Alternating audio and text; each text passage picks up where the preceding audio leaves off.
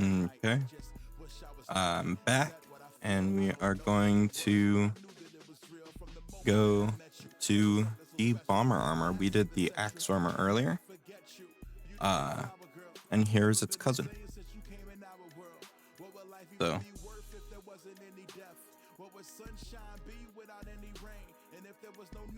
I did make this one later.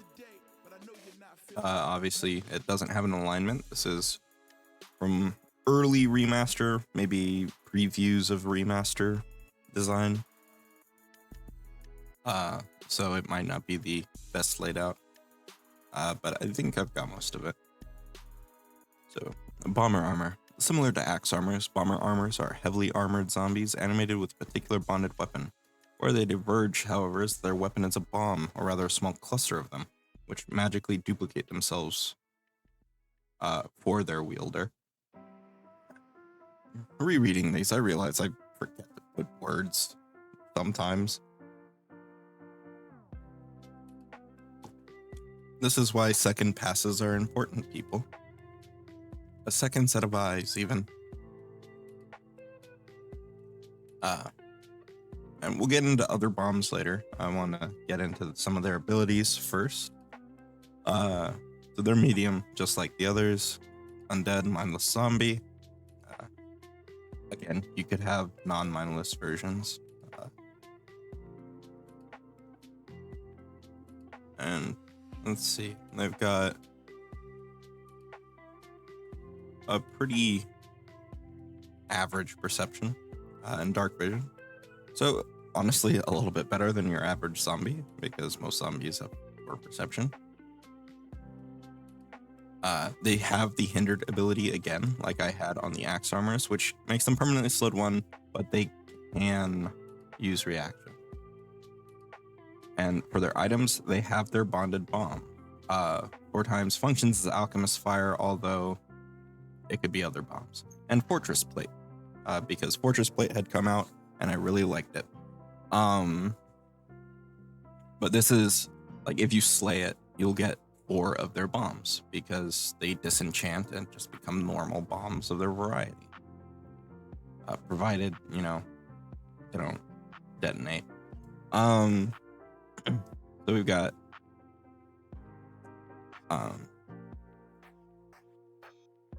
let's see.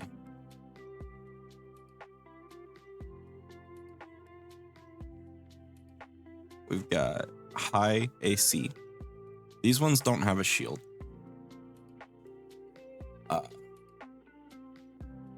So actually on the axe armor, I might lower the AC a little because it does have a shield.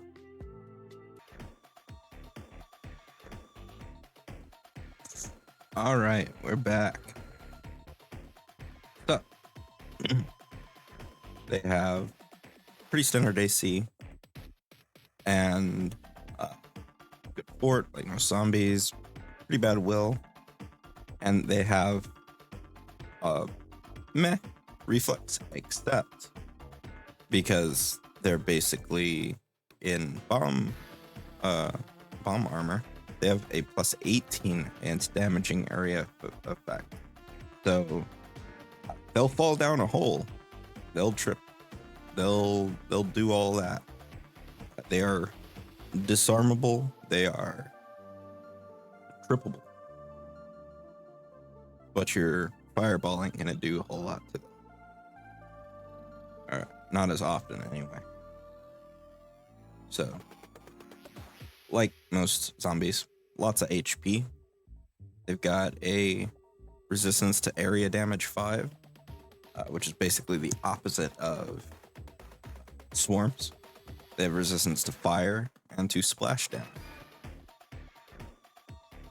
They have weaknesses to slashing and vitality equal to 10, so they're still quick to mow down, even with their high hit points, if you have the right damage types. And slashing's incredibly easy to come across.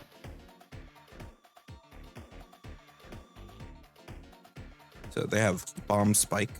The bomber armor's hands are faster than their feet. They do not trigger reactions by making thrown strikes with bombs. Normally, if you throw a bomb, it does provoke an attack of opportunity, if I'm not mistaken, or a reactive strike now, because it's a ranged attack. But with Bomb Spike, they can just spike it at their feet, and it does not provoke. They have Drop the Bomb. When the bomber armor is destroyed, it drops its bonded bomb, which detonates before splitting into the original bombs used to create the bomber armor, and dealing 2d6 fire damage and a 5-foot emanation, DC 25 basic reflex save. Creatures that fail their save also they take 2 persistent fire damage or 4 persistent fire damage on a critical failure.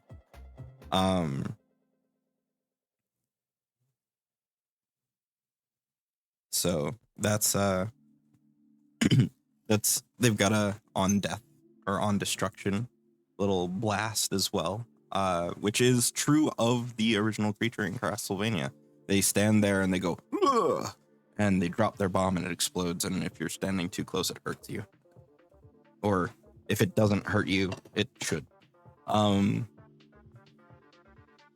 detonation is a reaction, as the bomber armor takes physical damage, even if it is reduced to 0. They detonate the bomb that they're holding in their hand, dealing 2d8 fire damage with a reflex save to all other creatures in a 5-foot emanation. So this is to sort of insinuate that you want to attack them at a reach or range, because they will punish you standing next to them. If they die next to you, boom. If you whack them next to you, boom. It's not insane damage or anything. It's pretty low for a level 7 creature, but it is pretty consistent. It will have one of these reactions every round. So, and its bombs just reform. So it's not like it has to draw them. Now you might think, oh, well, we can disarm them. Not unlike the axe armor, there is a recall bomb ability, but if you disarm them for that little bit, they can't use anything that's, not in their hands. So in theory, even though I didn't put up requirements and stuff, the sense would dictate that if you disarm the bomb armor and destroy it, then it doesn't drop the bomb and explode. But I'm getting ahead of myself. They're slow. They're a zombie. Speed 20 feet. They only have their main attack is a ranged bonded bomb. And it's alchemical bomb fire, magical splash, thrown 20 feet. Deals 2d8 plus 4 fire, plus 2 persistent fire, and 2 fire splash damage. So that's pretty much just following along with how bombs work. It is effectively an alchemist's fire with some pumped up damage.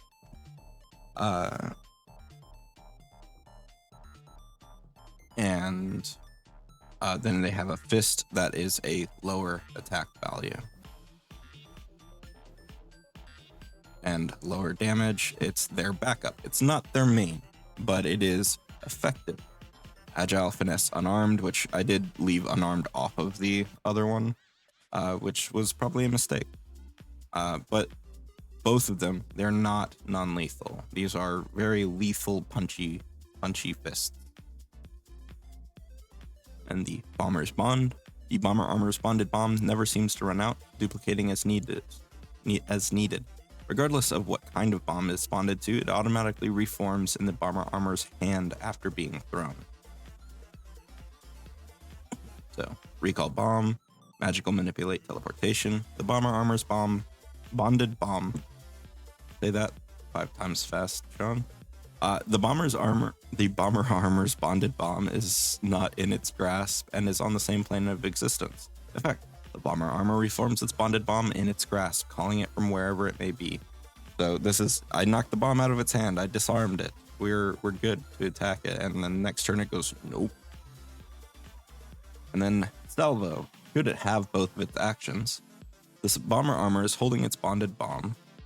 The Bomber Armor hurls a cluster of self-duplicating bombs. That explode. It's supposed to be that explode.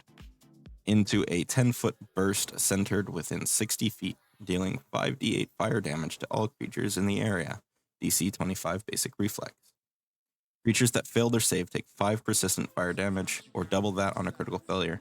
It can't use salvo again for 1d6 rounds. This is based more closely to the Drake breaths. Because you'll see all across creatures in Pathfinder 2nd edition that sometimes there's a D4, sometimes there's a D6. I'm not gonna lie, I don't really know why there's a difference most of the time, but it's there. And bursts seem to have it more often on a D6. And this is pretty similar to like a Flame Drake's Breath. It's just reflavored as bombs. So pretty straightforward. It's a bomby guy. Throws things, they go boom. So other bombs. While most bomber armors are created with alchemist fires as their bonded bomb, any bomb can fulfill the role. I'm going to say bomb a lot. If you choose a different bomb, damage with their bonded bomb attack, handheld detonation, drop the bomb, and salvo deal the type of damage normally dealt by the chosen bomb, also replacing alchemist fire and items. You can use the special effects of that bomb, such as the off-guard condition of bottled lightning, in place of the persistent damage on strikes, using the same save DC as drop the bomb if necessary. Additionally, it replaces its resistance to fire with the primary damage dealt by its bomb. So if you use bottled lightning, it would have resistance to electricity instead of fire. Bomber armors that use uncommon or even rare bombs have the same rarity as the bombs needed to make them. Similarly, non-mindless bomber armors are uncommon and often have the elite template applied. That should be elite adjustment, not template. Have higher mental ability modifiers, more skills, and may lack the hindered ability. As most zombies that are intelligent do not have the slow ability.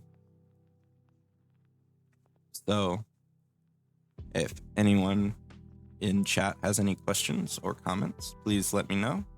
And if you're watching this on YouTube, please let me know your comments or questions down in the comment section below.